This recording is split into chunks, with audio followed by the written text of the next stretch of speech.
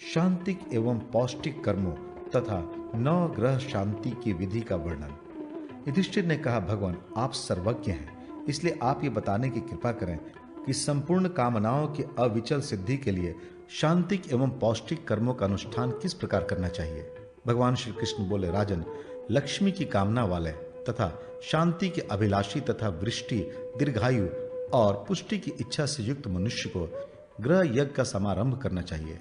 मैं संपूर्ण शास्त्रों का अवलोकन करने के पश्चात पुराणों एवं श्रुतियों द्वारा आदिष्ट इस ग्रह शांति का संक्षिप्त वर्णन कर रहा हूँ। इसके लिए ज्योतिष द्वारा बतलाए गए शुभ मुहूर्त में ब्राह्मण द्वारा स्वस्ति वाचन कराकर ग्रहों एवं ग्रहादि देवों की स्थापना करके हवन प्रारंभ करना चाहिए।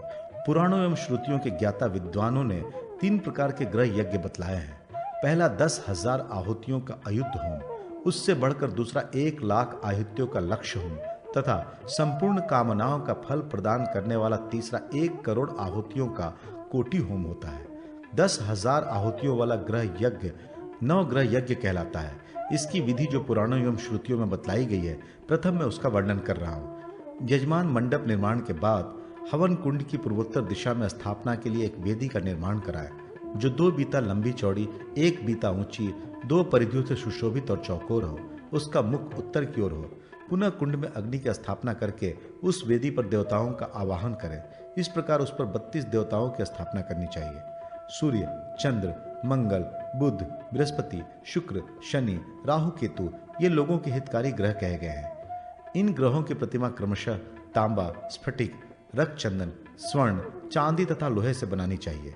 श्वेत चावलों द्वारा वेदी के मध्य में सूर्य की, दक्षिण में मंगल की, उत्तर में बृहस्पति की, पूर्वोत्तर कोण पर बुध की, पूर्व में शुक्र की, दक्षिण पूर्व कोण पर चंद्रमा की, पश्चिम में शनि की, पश्चिम दक्षिण कोण पर राहु की और पश्चिमोत्तर कोण पर केतु की स्थापना करनी चाहिए।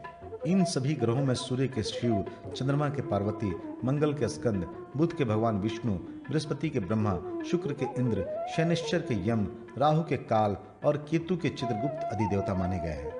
अग्नि, जल, पृथ्वी, विष्णु, इंद्र, सौवर्ण देवता, प्रजापति, सर्प और ब्रह्मा ये सभी क्रमशः प्रत्यधि देवता हैं।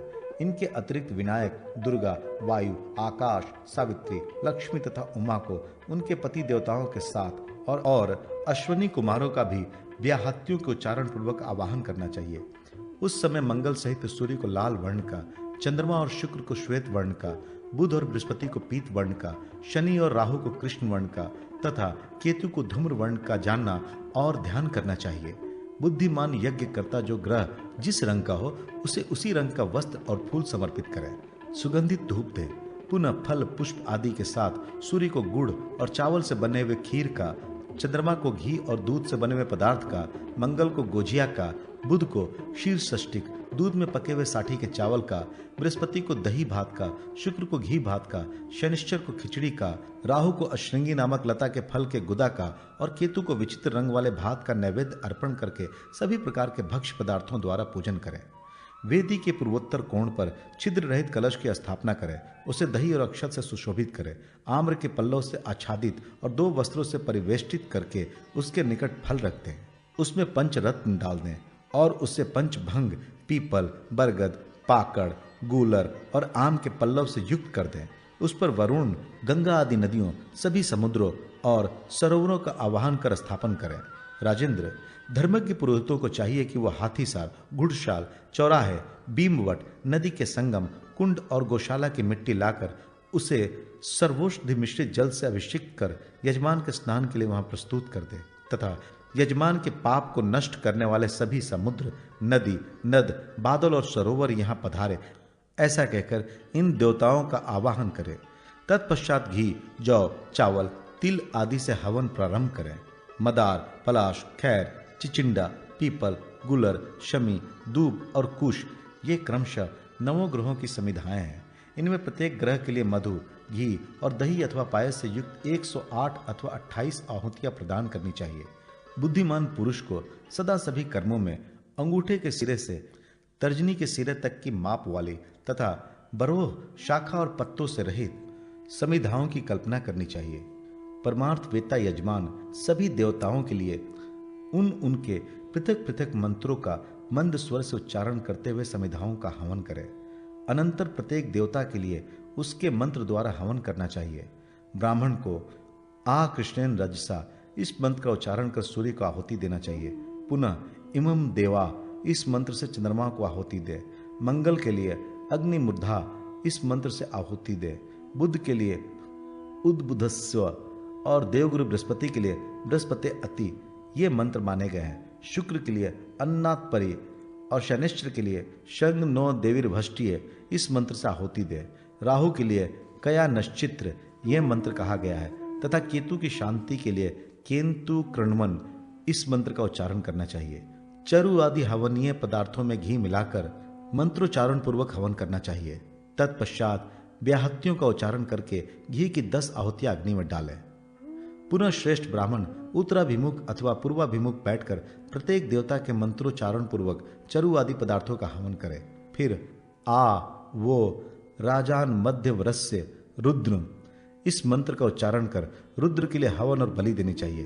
तत्पश्चात उमा के लिए आपो हीष्ठा इस मंत्र से, स्वामी कार्तिकेय के लिए स्योना इस मंत्र से, विष्णु के लिए इदम विष्णु इस मंत्र से, ब्रह्मा के लिए तमिशानम इस मंत्र से और इंद्र के लिए इंद्र मिद्यवताय इस मंत्र से आहुति दे।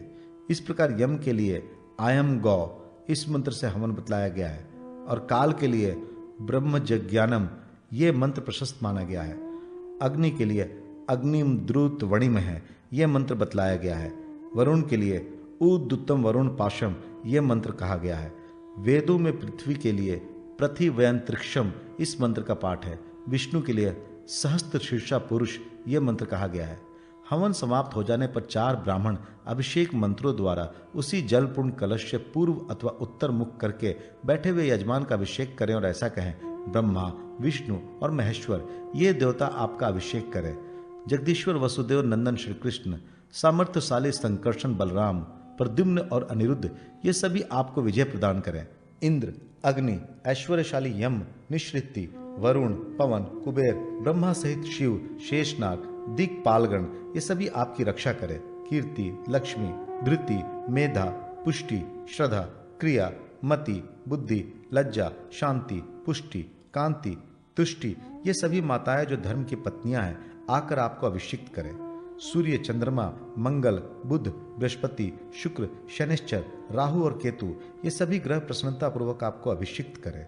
देवता, दानव, गंधर्व, यक्ष, राक्षस, सर्प, ऋषि, गौ, देवताएं, देव पत्नियां, वृक्ष, नाग, दैत्य, अप्सराओं के समूह, अस्त्र, सभी शस्त्र, नृपगण, वाहन, औषध रत्न, कला, काष्ठा आदि, काल के अव्यय, नदियां, सागर, पर्वत, तीर्थ स्थान, बादल, नद ये सभी संपूर्ण कामनाओं की सिद्धि के लिए आपको अभिषिक्त करें।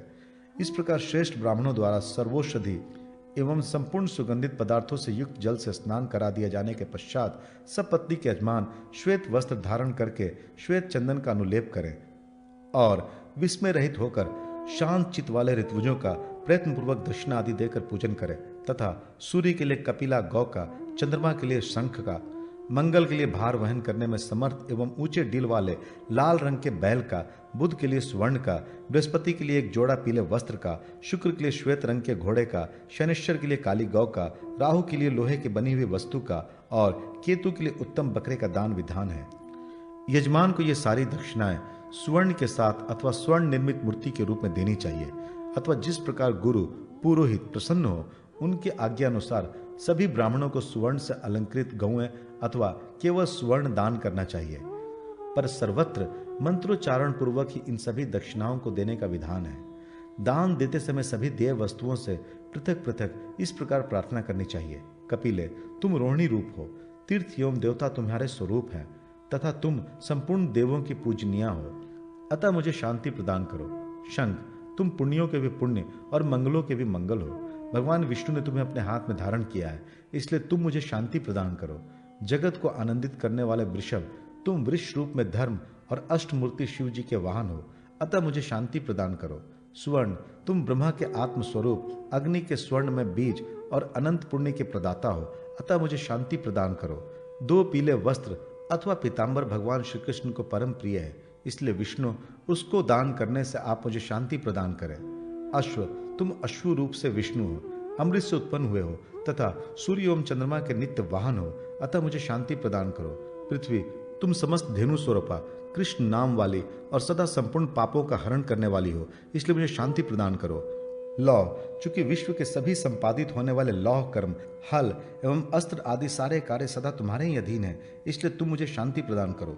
छाग, चूंकि तुम संपूर्ण यज्ञों के मुख्य अंग रूप से निर्धारित हो और अग्निदेव के नित्य वाहन हो, इसलिए मुझे शांति प्रदान करो।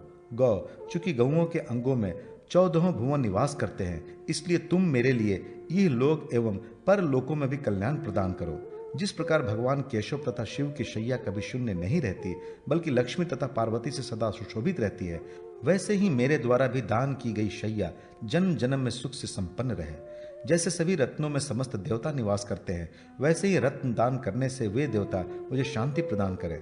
सभी दान भूमि दान की 16वीं कला की भी समता नहीं कर सकते, अतः भूमि दान करने से मुझे इस लोक में शांति प्राप्त हो।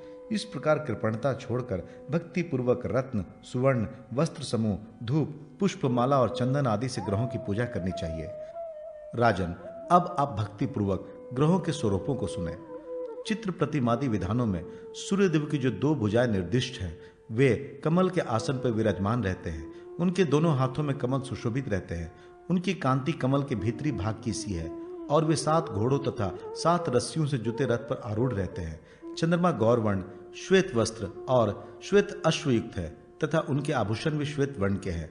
धरणी नंदन मंगल की 4 भुजाएं हैं। वे अपने चारों हाथों में खड्ग, ढाल, गदा तथा वरद मुद्रा धारण किए हैं। उनके शरीर की कांति कनेर के पुष्प सरीखी है। वे लाल रंग की पुष्पमाला और वस्त्र धारण करते हैं। बुध पीले रंग की पुष्पमाला और वस्त्र धारण करते हैं। पीत चंदन से अनुलिप्त है। वे दिव्य सोने के रथ पर विराजमान है। देवताओं और दैत्यों के गुरु बृहस्पति और शुक्र की प्रतिमाएं क्रमशः पीत एवं श्वेत वर्ण की होनी चाहिए। उनके 4 भुजाएं हैं, जिनमें वह दंड, रुद्राक्ष की माला, कमंडलू और वर मुद्रा धारण किए रहते हैं। शनिश्चर की शरीर कांति इंद्रनील मणि की सी है। वे गिद्ध पर सवार होते हैं और हाथ में धनुष बाण, त्रिशूल और वर मुद्रा धारण किए रहते हैं। राहु का मुख सिंह के समान भयंकर है। उनके हाथ में तलवार, कवच, त्रिशूल और वर मुद्रा शोभा पाती है तथा वह नीले रंग के सिंहासन पर आसीन रहते हैं। ध्यान, प्रतिमा में ऐसे ही राहु प्रशस्त माने गए हैं। केतु बहुतेरे हैं। उन सब की 2 भुजाएं हैं। उनके शरीर आदि धूम्र वर्ण के हैं। उनके मुख वकृत है। वे दोनों हाथों में गदा एवं वर मुद्रा धारण किए हैं और नित्य गीत पर समासीन रहते हैं। इन सभी लोक हितकारी ग्रहों को किरीट से सुशोभित कर देना चाहिए तथा इन सब की ऊंचाई अपने हाथ के प्रमाण से 108 अंगुल 4.5 हाथ की होनी चाहिए। हे पांडुनंदन, ये मैंने आपको 9 ग्रहों का स्वरूप बतलाया है। विद्वान पुरुष को चाहिए कि ऐसी प्रतिमा बनाकर इनकी पूजा करे। जो मनुष्य उपयुक्त विधि से ग्रहों की पूजा करता है, वो इस लोक में सभी कामनाओं को प्राप्त कर लेता है तथा अंत में स्वर्ग लोक में प्रतिष्ठित होता है। यदि किसी निर्धन मनुष्य को कोई ग्रह नित्य पीड़ा पहुंचा रहा है, तो उस बुद्धिमान को चाहिए कि उस ग्रह की यत्नपूर्वक भली भांत पूजा करके तत्पश्चात शेष ग्रहों की भी अर्चना करे, क्योंकि ग्रह, गौ, राजा और ब्राह्मण ये विशेष रूप से पूजित होने पर ही रक्षा करते हैं, अन्यथा अवहेलना किए जाने पर जलाकर भस्म कर देते हैं।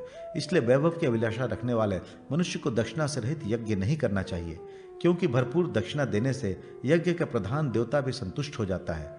9 ग्रहों के यज्ञ में यह 10,000 आहुतियों वाला हवन भी होता है। इसी प्रकार विवाह, उत्सव, यज्ञ, देव प्रतिष्ठा आदि कर्मों में तथा चित्त की उद्विग्नता एवं आकस्मिक विपत्तियों में भी यह 10,000 आहुतियों वाला हवन ही बतलाया गया है। इसके बाद अब मैं 1,00,000 आहुतियों वाले यज्ञ की विधि बतला रहा हूँ। सुनिए, विद्वानों ने संपूर्ण कामनाओं की सिद्धि के लिए लक्ष्य होम का विधान किया है, क्योंकि यह पितरों को परम प्रिय और साक्षात भोग एवं मोक्ष रूपी फल का प्रदाता है। बुद्धिमान यजमान को चाहिए कि ग्रह बल और तारा बल को अपने अनुकूल पाकर ब्राह्मण द्वारा स्वस्ति वाचन कराए और अपने ग्रह के पूर्वोत्तर दिशा में अथवा शिव मंदिर की समीपवर्ती भूमि पर विधान पूर्वक एक मंडप का निर्माण कराए, जो 10 हाथ अथवा 8 हाथ लंबा चौड़ा चौकोर हो तथा उसका मुख उत्तर दिशा की ओर हो। उसकी भूमि को यत्न पूर्वक पूर्वोत्तर दिशा की ओर ढालू बना देना चाहिए। तदनंतर मंडप के पूर्वोत्तर भाग में यथार्थ लक्षणों से युक्त एक सुंदर कुंड तैयार कराए। परिमाण से कम अथवा अधिक परिमाण में बना हुआ कुंड अनेकों प्रकार का भय देने वाला होता है, इसलिए शांति कुंड को परिमाण के अनुकूल ही बनाना चाहिए। ब्रह्मा ने लक्ष्य होम को अयुत होम से 10 गुना अधिक फलदायक बतलाया है, इसलिए इसे प्रयत्न पूर्वक आहुतियों और दक्षिणाओं द्वारा संपादित करना चाहिए। लक्ष्य होम में कुंड 4 हाथ लंबा और 2 हाथ चौड़ा होता है। उसके भी मुख्य स्थान पर योनि बनी होती है और वो 3 मेखलाओं से युक्त होता है। देवताओं की स्थापना के लिए एक वेदी का भी विधान बतलाया है जो 3 परिधियों से युक्त हो। इनमें पहली परिधि 2 अंगुल ऊंची, शेष 2 1-1 अंगुल ऊंची होनी चाहिए। विद्वानों ने इन सब की चौड़ाई 2 अंगुल की बतलाई है। वेदी के ऊपर 10 अंगुल ऊंची एक दीवार बनाई जाए, उसी पर पहले की ही भांति फूल और अक्षतों से देवताओं का आवाहन किया जाए। राजेंद्र, अधि देवताओं एवं प्रतिधि देवताओं सहित सभी ग्रहों को सूर्य के सम्मुख ही स्थापित करना चाहिए, उत्तराभिमुख अथवा प्रांक मुख नहीं। लक्ष्मी कामी मनुष्य को इस यज्ञ में सभी देवताओं के अतिरिक्त गरुड़ की भी पूजा करनी चाहिए। उस समय ऐसी प्रार्थना करनी चाहिए, गरुड़, तुम्हारे शरीर से सामवेद की ध्वनि निकलती रहती है। तुम भगवान विष्णु के वाहन और नित्य विष रूप पाप को हरने वाले हो, अतः मुझे शांति प्रदान करो। तत्पश्चात पहले की तरह कलश की स्थापना करके हवन आरंभ करें। 1,00,000 आहुतियों से हवन करने के पश्चात पुनः समिधाओं की संख्या के बराबर और अधिक आहुतियां डालें। फिर अग्नि के ऊपर घृत कुंभ से वसुर धारा गिराएं। वसुर धारा की विधि यह है, भुजा बराबर लंबी गुलर की लकड़ी से, जो खोखली ना हो तथा सीधी एवं गीली हो, स्त्रुआ बनवाकर उसे 2 खंभों पर रखकर उसके ऊपर अग्नि के ऊपर सम्यक प्रकार से घी की धारा गिराएं। उस समय अग्नि सूक्त, विष्णु सूक्त, रुद्र सूक्त और इंदु पाठ करना चाहिए तथा महावैश्वानर साम और जय शाम का गान करना चाहिए। तदुपरांत पूर्ववत यजमान स्नान कर स्वास्थ्य वाचन कराएं तथा काम क्रोध रहित होकर शांति चित्त से पूर्ववत ऋत्वजों को पृथक पृथक दक्षिणा प्रदान करें। 9 ग्रह यज्ञ के अयुक्त होम में 4 वेद वेत्ता ब्राह्मणों को अथवा श्रुति के जानकार एवं शांत स्वभाव वाले 2 ही ऋत्वजों को नियुक्त करना चाहिए। विस्तार में नहीं फंसना चाहिए। इसी प्रकार लक्ष्य होम में अपने सामर्थ्य के अनुकूल मत्सर रहित होकर 10, 8 अथवा 4 ऋत्वजों को नियुक्त करना चाहिए। पांडव श्रेष्ठ, संपत्तिशाली यजमान को यथाशक्ति भक्ष्य पदार्थ, आभूषण, वस्त्रों सहित शैया, स्वर्ण निर्मित कड़े, कुंडल और अंगूठी आदि सभी वस्तुएं लक्ष्य होम में 9 ग्रह यज्ञ से 10 गुने अधिक देनी चाहिए। मनुष्य को कृपणतावश दक्षिणा रहित यज्ञ नहीं करना चाहिए। जो लोभ अथवा ज्ञान से भरपूर दक्षिणा नहीं देता, उसका कुल नष्ट हो जाता है। समृद्धि कामी मनुष्य को अपने शक्ति के अनुसार अन्न का दान करना चाहिए, क्योंकि अन्न दान रहित किया हुआ यज्ञ दुर्भिक्ष रूप फल का दाता होता है। अन्नहीन यज्ञ राष्ट्र को, मंत्रहीन ऋतुवच को और दक्षिणा रहित यज्ञ यज्ञकर्ता को जलाकर नष्ट कर देता है। इस प्रकार विधिहीन यज्ञ के समान अन्य कोई शत्रु नहीं है। अल्प धन वाले मनुष्य को कभी लक्ष्य होम नहीं करना चाहिए, क्योंकि यज्ञ में दक्षिणा आदि के लिए प्रकट किया हुआ विग्रह सदा के लिए कष्टकारक हो जाता है। स्वल्प संपत्ति वाला मनुष्य केवल पुरोहित की अथवा 2 या 3 ब्राह्मणों की भक्ति के साथ विधि पूर्वक पूजा करे अथवा एक ही वेदज्ञ ब्राह्मण की भक्ति के साथ दक्षिणा आदि से प्रयत्न पूर्वक अर्चना करे, बहुतों के चक्कर में ना पड़े। अधिक संपत्ति होने पर लक्ष्य होम करना चाहिए, क्योंकि यह अधिक लाभदायक है। इसका विधि पूर्वक अनुष्ठान करने वाला मनुष्य सभी कामनाओं को प्राप्त कर लेता है। वह 800 कल्पों तक शिवलोक में वसुगण, आदित्यगण और मरुदगणों द्वारा पूजित होता है तथा अंत में मोक्ष को प्राप्त हो जाता है। जो मनुष्य किसी विशेष कामना से इस लक्ष्य होम को विधि पूर्वक संपन्न करता है, उसे उस कामना की प्राप्ति तो हो ही जाती है, साथ ही वो अविनाशी पद को भी प्राप्त कर लेता है। इसका अनुष्ठान करने से पुत्रार्थी को पुत्र की प्राप्ति होती है, धनार्थी धन लाभ करता है, भायार्थी सुंदर पत्नी, कुमारी कन्या सुंदर पति, राज्य से भ्रष्ट हुआ राजा राज्य और लक्ष्मी का अभिलाषी लक्ष्मी प्राप्त करता है। इस प्रकार मनुष्य जिस वस्तु की अभिलाषा करता है, उसे वह प्रचुर मात्रा में प्राप्त हो जाती है। जो निष्काम भाव से इसका अनुष्ठान करता है, वो पर ब्रह्म को प्राप्त हो जाता है। कोटि होम का विधान। भगवान श्री कृष्ण कहते हैं, महाराज, प्राचीन काल में प्रतिष्ठान पैठण नामक नगर में संवरण नामक एक महान भाग्यशाली राजा थे। वे सभी शास्त्रों में निपुण, ब्रह्म तत्व के ज्ञाता, पितृभक्त तथा देव ब्राह्मण के उपासक थे। एक समय की बात है, ब्रह्मा जी के पुत्र महायोगी सनक राजा संवरण के पास आए। उन्हें देखकर राजा बहुत प्रसन्न हुए और उन्होंने मुनि को आसन देकर प्रणाम किया तथा अर्घ्य पाद्य आदि से उनका सत्कार कर अपना राज्य एवं स्वयं को भी उनके लिए समर्पित किया। मुनि ने भी राजा द्वारा दिए गए अभिवादन और सत्कार को स्वीकार किया। उसके बाद ब्रह्मर्षि सनक ने अनेक राजाओं महाराजाओं के चरित्र और इतिहास पुराण आदि की कथाएं उन्हें सुनाई। राजा कथा सुनकर आत्मविभोर हो उठे। इसी अवसर पर राजा संवरण ने जगत के प्राणियों के हित की दृष्टि से सनक जी से प्रार्थना करते हुए कहा, देवर्षय, भूकंप, उपल वृष्टि, ग्रह युद्ध, अनावृष्टि, राज्योपद्रव आदि उत्पातों की शांति के लिए कोई उपाय बताने की कृपा करें, जिससे कि धन धान्य की वृद्धि, आरोग्य, सुख और स्वर्ग की प्राप्ति हो। राजा संवरण की प्रार्थना को सुनकर सनक जी ने कहा, राजन, सभी कार्यों की सिद्धि करने वाले शांतिप्रद कोटि होम की विधि में बता रहा हूं, जिसके करने से ब्रह्म हत्यादि पातक छूट जाते हैं, सभी उत्पात शांत हो जाते हैं, साथ ही आरोग्य एवं सुख की प्राप्ति होती है। इसका विधान इस प्रकार है। सबसे पहले शुद्ध मुहूर्त देखकर देवालय, नदी के तट पर, वन में अथवा घर में कोटि होम करना चाहिए।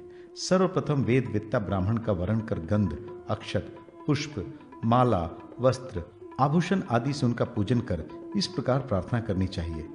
विप्र श्रेष्ठ, आप ही हम लोगों के माता पिता हैं, आप ही हमारे आश्रय हैं और आप ही गति हैं। आपके अनुग्रह से हमारे सभी मनोरथ परिपूर्ण हो जाए। आपत्ति से छुटकारा प्राप्त करने के लिए तथा सार्वकामिक शांति प्राप्त करने के लिए आप कोटि होम नामक उत्तम यज्ञ करा दें। आचार्य को भी श्वेत वस्त्र आदि से अलंकृत होकर विद्वान ब्राह्मणों के साथ पुण्यावाचन करना चाहिए। पूर्व और उत्तर की ओर ढाल युक्त समतल भूमि पर बने हुए मंडप को ब्राह्मण सूत्र द्वारा घेर दें। मंडप का प्रमाण इस प्रकार है: 100 हाथ विस्तार का मंडप उत्तम, 50 हाथ का मध्यम तथा 25 हाथ का मंडप निकृष्ट है, किंतु शक्ति और सामर्थ्य के अनुसार ही मंडप बनाकर उसके बीच में 8 हाथ लंबा चौड़ा, 3 मेखला से युक्त, 12 अंगुल के विस्तार युक्त योनि सहित एक चौरस कुंड बनाना चाहिए।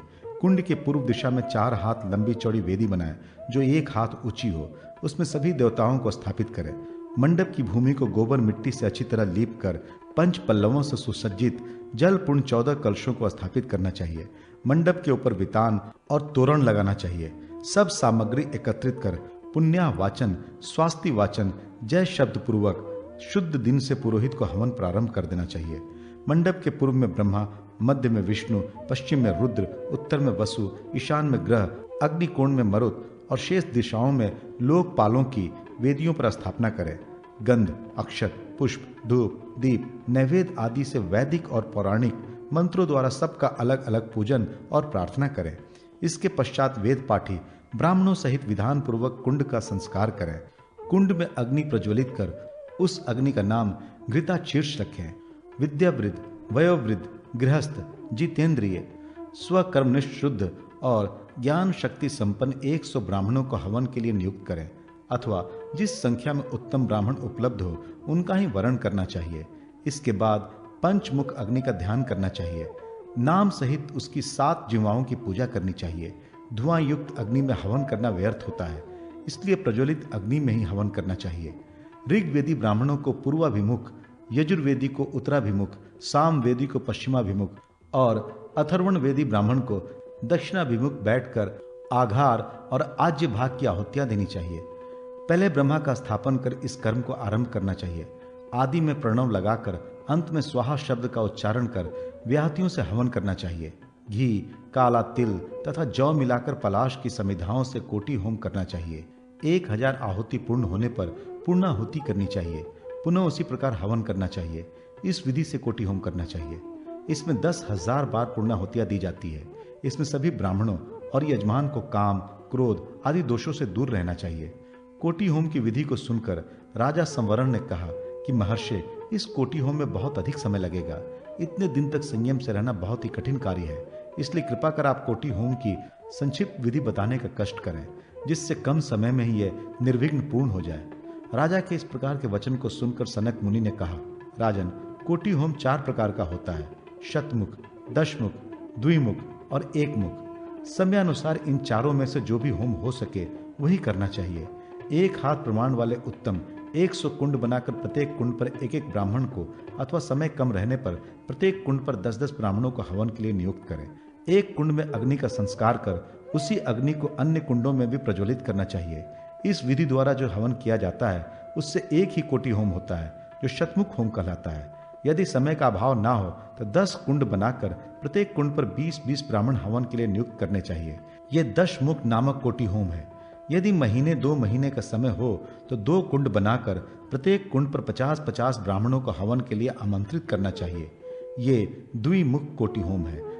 अधिक से अधिक समय हो तो एक कुंड में अग्नि स्थापन कर उत्तम कुलोत्पन्न वेद वेता सदाचारी ब्राह्मणों से हवन कराना चाहिए। इस हवन में ब्राह्मणों की संख्या का कोई नियम नहीं और समय की सीमा भी निश्चित नहीं है। ये एक मुख कोटि होम स्वेच्छा यज्ञ कहलाता है। इस स्वेच्छा यज्ञ में बहुत समय लगता है और बीच में अनेक प्रकार के विघ्न भी उत्पन्न हो जाते हैं। धन और शरीर की स्थिरता का कुछ भी भरोसा नहीं है, इसलिए संक्षेप से ही यज्ञ करना चाहिए। यज्ञ संपन्न कर अच्छी प्रकार से महोत्सव मनाना चाहिए। सभी ब्राह्मणों को कटक, कुंडल, वस्त्र, दक्षिणा, 100 गाय, 100 घोड़े और स्वर्ण आदि प्रदान करना चाहिए तथा पुरोहित की पूजा करनी चाहिए। दीनों, अंधों तथा कृपणों आदि को भोजन देकर अंत में कलशों के जल से अवभृत स्नान करें और ब्राह्मण यजमान का अभिषेक करें। इस विधि से जो राजा या व्यक्ति कोटि होम करता है वह आरोग्य, पुत्र, राज्य वृद्धि, ऐश्वर्य, धन धान प्राप्त कर सभी प्रकार से संतुष्ट रहता है तथा उसको ग्रह पीड़ा भी नहीं भोगनी पड़ती। राज्य में अनावृष्टि, उत्पात, महामारी, दुर्भिक्ष आदि कभी नहीं होते। सभी तरह के पाप और ग्रहों की पीड़ा को दूर करने वाला शांतिदायक ये कोटि होम है। इसको करने वाला व्यक्ति इंद्रलोक को प्राप्त कर लेता है। महाशांति विधान। भगवान श्री कृष्ण कहते हैं, राजन, अब मैं भगवान शंकर द्वारा कही गई महाशांति का विधान बतलाता हूँ। यह राजाओं के लिए कल्याणकारी है तथा भयंकर विघ्नों को दूर करने वाली है। इस महाशांति को राजा का अभिषेक, यात्रा तथा दुःस्वप्न के समय, दूर निर्मित में, ग्रहों की प्रतिकूलता में, बिजली और उल्का गिरने पर, जन्म नक्षत्र में केतु के उदय होने पर, पृथ्वी कंपन और प्रसूति काल में, मूल गंडांत में, मिथुन संतति के उत्पत्ति काल में, राजा के छत्र अथवा ध्वज के अपने स्थान से पतन के समय, काक, उलूक और कबूतर के घर में प्रवेश करने पर, क्रूर ग्रह की दृष्टि पड़ने पर या जन्म के समय क्रूर ग्रह के योग होने पर, लग्न कुंडली में द्वादश, चतुर्थ और अष्टम स्थान में बृहस्पति, शनि, सूर्य एवं मंगल की स्थिति होने पर तथा युद्ध के समय वस्त्र, आयुध, मणि, केश, गौ, अश्व के विनाश के समय, रात्रि में इंद्रधनुष दिखाई पड़ने पर, घर के तुला भंग के समय तथा सूर्य और चंद्र ग्रहण आदि के समय में यह महाशांति प्रशस्त मानी गई है। इसके करने से सभी दूर निर्मित शांत हो जाते हैं। पांडव उत्तम कुल में उत्पन्न तथा शील संपन्न वैदिक ब्राह्मणों से इस महाशांति को कराना चाहिए। विशेष रूप से अथर्ववेद, यजुर्वेद तथा ऋग्वेद के ज्ञाता, पवित्र ज्ञान संपन्न, जप होम पारायण और अनेक कृच्छादि व्रतों के द्वारा शुद्ध व्यक्ति इसमें प्रशस्त माने गए हैं। प्रथम भगवान की आराधना करके क्रिया को आरंभ करना चाहिए। 10 या 12 हाथ का एक सुंदर मंडप बनाकर उसके मध्य में 4 हाथ की वेदी बनाए और आग्नेय दिशा में 1 हाथ प्रमाण वाला एक सुंदर कुंड बनवाए और वह कुंड 3 मेखलाओं से युक्त तथा योनि से विभूषित होना चाहिए। मंडप को चंदन, माला, तोरण आदि से अलंकृत कर गोबर से लीपना चाहिए। मंडप में वेदी के ऊपर आग्नेयादि कोणों में क्रमशः 4 और बीच में 5वां कलश स्थापित करना चाहिए। कलशों के 5 पल्लवों, सर्वौषधि, पंचरत्न, रोचना, चंदन, सप्तमृतिका, धान्य और पुण्य तीर्थ के जल, नारिकेल आदि से भली भांति स्थापित करना चाहिए। ब्रह्म कूर्च विधान से पंचगव्य का निर्माण करें। इसके अनंतर वैदिक मंत्रों से कलशों को आमंत्रित कर उनका पूजन करें। मध्य कुंभ को रुद्र कुंभ कहा जाता है। इसके बाद स्वास्ति वाचन करना चाहिए। अनंतर अग्नि कार्य संपन्न करें। अग्नि दूतम इस मंत्र के द्वारा कुंड में अग्नि स्थापित करें। हिरण्य गर्भ इस मंत्र से ब्रह्मासन को स्थापित करें। अग्नि पूजन के अनंतर आज्य का संस्कार करें। अनंतर विधि पूर्वक यज्ञ द्रव्यों को यथावत स्थापित करना चाहिए। इसके बाद पुरुष सूक्त का पाठ करते हुए चरु का निर्माण करें। उसके सिद्ध होने के बाद पृथ्वी पर स्थापित करें। इसके पश्चात शमी की 18 तथा पलाश की 7 समिधाओं को अग्नि प्रज्वलित करने के लिए कुंड में डालें। आघार और आज्य भाग संज्ञक हवन करने के बाद जात वेद से इस ऋचा के द्वारा घी की 7 आहुतियां प्रदान करें। पुनः जात वेद से इस मंत्र से स्थाली पाक द्रव्य का हवन करें। तरत संबंधी इस सूक्त से 4 बार हवन करें। इसके बाद यमाम सोमम इस मंत्र से स्वाहा शब्द का प्रयोग कर 7 आहुतियां दें। तदनंतर इदम विष्णुर्वी इस मंत्र से 7 बार आहुति दें। फिर 27 नक्षत्रों के लिए 27 आहुतियां दें। अनंतर यत कर्मणा इसके द्वारा हवन करने के बाद स्विष्टकृत हवन करें। तदनंतर घृत सहित तिल से ग्रह होम करें।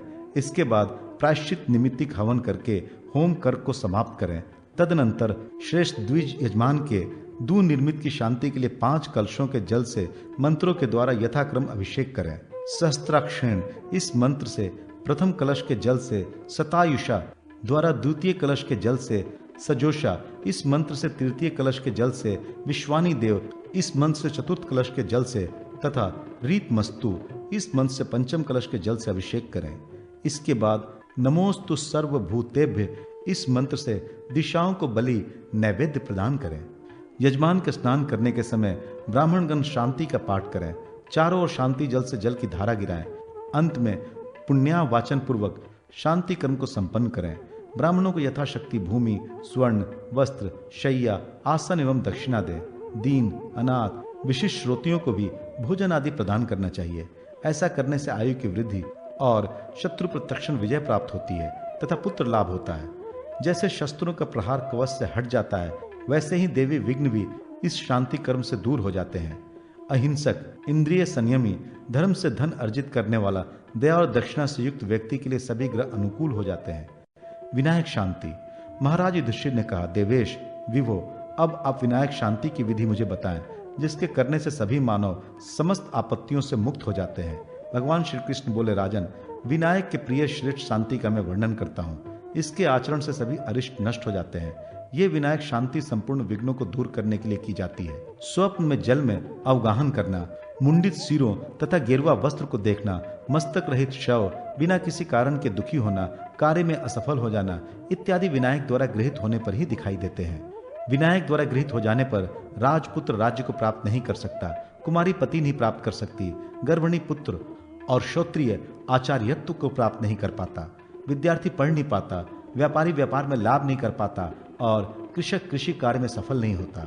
इसलिए इन विघ्नों को दूर करने के लिए पुण्य दिन में स्नपन कार्य करना चाहिए। पीले सरसों की खली, घृत और सुगंधित कुमकुम का उपटन लगाकर स्नान कर पवित्र हो जाए। ब्राह्मणों द्वारा स्वास्थ्य वाचन कराएं, विधि पूर्वक कलश स्थापन करें और ब्राह्मण अभिमंत्रित जल के द्वारा यजमान का अभिषेक करें और इस प्रकार कहें, मैं तुम्हें अभिषिक्त कर रहा हूं। पाव मानी ऋचाओं की अधिष्ठात्र देवता तुम्हें पवित्र करें। महाराजा वरुण, भगवान सूर्य, बृहस्पति, इंद्र, वायु तथा सप्त ऋषिगण अपना अपना तेज तुम में आधान करें। तुम्हारे केशों, सीमंत, मस्तक, ललाट, कानों एवं आंखों में जो भी दुर्भाग्य है उसको ये अप देवता नष्ट करें। अनंतर कुशा को दक्षिण हाथ में ग्रहण कर सरसों के तेल से हवन करें। मित, सम्मित, साल, कालकंटक, कुष्मांड तथा राजपुत्र के अंत में स्वाहा समन्वित कर हवन करें। चतुष्पथ पर कुश बिछाकर सूप में इनके निमित्त बलि नैवेद्य अर्पण करें। खिले हुए फूल तथा दुर्वास अर्घ्य दें। मंडल में अर्घ्य प्रदान कर विनायक की माता अंबिका की पूजा करें और ये प्रार्थना करें, माता, आप मुझे रूप, यश, ऐश्वर्य, पुत्र तथा धन प्रदान करें और मेरी समस्त कामनाओं को पूर्ण करें। अनंतर सफेद वस्त्र, सफेद माला और श्वेत चंदन धारण कर ब्राह्मण को भोजन कराएं और गुरु को 2 वस्त्र प्रदान करें। इस प्रकार ग्रहों की और विनायक की विधि पूर्वक पूजा करने से संपूर्ण कर्मों के फल की प्राप्ति होती है और लक्ष्मी भी प्राप्त हो जाती है। भगवान सूर्य, कार्तिकेय एवं महागणपति की पूजा करके मनुष्य सभी सिद्धियों को प्राप्त कर लेता है। नक्षत्रार्चन विधि। रोगावली चक्र। भगवान श्री कृष्ण कहते हैं, राजन, एक बार कौशिक मुनि अग्निहोत्र करने के बाद सुखपूर्वक बैठे हुए थे। उसी समय महर्षि गर्ग ने उनसे पूछा, ब्राह्मण, बंदी गृह में निरुद्ध हो अथवा विषम परिस्थितियों में अवरुद्ध, दस्यु, शत्रु अथवा हिंस्र पशुओं से घिरा हो तथा व्याधियों से पीड़ित हो, तो ऐसे व्यक्ति की कैसे मुक्ति हो सकती है, इसे आप मुझे बतलाएं। कौशिक मुनि बोले, गर्भाधान के समय जन्म नक्षत्र में मृत्यु संबंधी ज्ञान होने पर जिसको रोग व्याधि उत्पन्न हो जाती है उसे कष्ट तो होता ही है, उसकी मृत्यु भी संभाव्य है। यदि कृतिका नक्षत्र में कोई व्याधि होती है तो वो पीड़ा 9 रात तक बनी रहती है, रोहिणी में 3 रात तक, मृगशिरा में 5 रात तक और यदि आद्रा में रोग उत्पन्न हो तो वो व्याधि प्राण वियोगिनी हो जाती है। पुनर्वसु और पुण्य नक्षत्र में 7 रात, आश्लेषा में 9 रात, मघा में 20 रात, पूर्व फाल्गुनी में 2 मास, उत्तरा फाल्गुनी में 3 पक्ष 45 दिन, हस्त में स्वप्नकालिक पीड़ा, चित्रा में आधे मास, स्वाति में 2 मास, विशाखा में 20 दिन, अनुराधा में 10 दिन, ज्येष्ठा में आधे मास और मूल में मृत्यु हो जाती है। पूर्वाषाढ़ा में 15 दिन, उत्तराषाढ़ा में 20 दिन, श्रवण में 2 मास, धनिष्ठा में आधा मास, शतभिष में 10 दिन, पूर्वा भाद्रपद में 9 दिन, उत्तरा भाद्रपद में 15 दिन, रेवती में 10 दिन तथा अश्वनी में 1 दिन रात कष्ट होता है। मुने, कुछ विशिष्ट नक्षत्रों में व्याधि उत्पन्न होने पर मनुष्य के प्राण तक चले जाते हैं, इसमें संदेह नहीं। इसकी विशेष जानकारी के लिए ज्योतिषियों से भी परामर्श करना चाहिए। रोग के प्रारंभिक नक्षत्र का ज्ञान हो जाने पर उस नक्षत्र के अधिदेवता के निमित्त निर्दिष्ट द्रव्यों द्वारा हवन करने से रोग व्याधि की शांति हो जाती है। व्याधि नक्षत्र के किस चरण में उत्पन्न हुई है उसका ठीक पता लगाकर आपत्तिजनक स्थितियों में व्याधि से मुक्ति के लिए उस नक्षत्र के स्वामी के मंत्रों से अविष्ट समिधा द्वारा हवन करना चाहिए। अश्विनी नक्षत्र में शीरी, दूध वाले वट, पीपल, खीरनी आदि वृक्षों की समिधा से अश्विनी कुमारे के मंत्रों से हवन करना चाहिए। भरणी में यम दैवत यमाय स्वाहा इस मंत्र से घी, मधु और तिल से हवन करना चाहिए। इसी प्रकार कृतिका में अग्नि के मंत्रों से हवन करना चाहिए। रोहिणी में प्रजापति के मंत्र से, मृगशिरा में घी से, पुनर्वसु में दीति देवी के लिए दूध और घी मिश्रित आहुति प्रदान करनी चाहिए। पुष्य में बृहस्पति के मंत्रों से घी और दूध द्वारा, आश्लेषा के देवता सर्प हैं, अतः बढ़ के दूध और घी से मिश्रित आहुति देनी चाहिए। इसी प्रकार स्वाति, मूल आदि सभी नक्षत्रों में घी मिश्रित आहुति देनी चाहिए। मुनि, ब्रह्मा जी ने यह बतलाया है कि विधि पूर्वक गायत्री मंत्र द्वारा भी प्राय 1 सहस्त्र घृत की आहुतियां देने पर संपूर्ण ज्वरों एवं व्याधियों का सद्य उपशमन हो सकता है, क्योंकि गायत्री का अर्थ ही है गान, हवन, पूजन द्वारा त्राण करने वाली।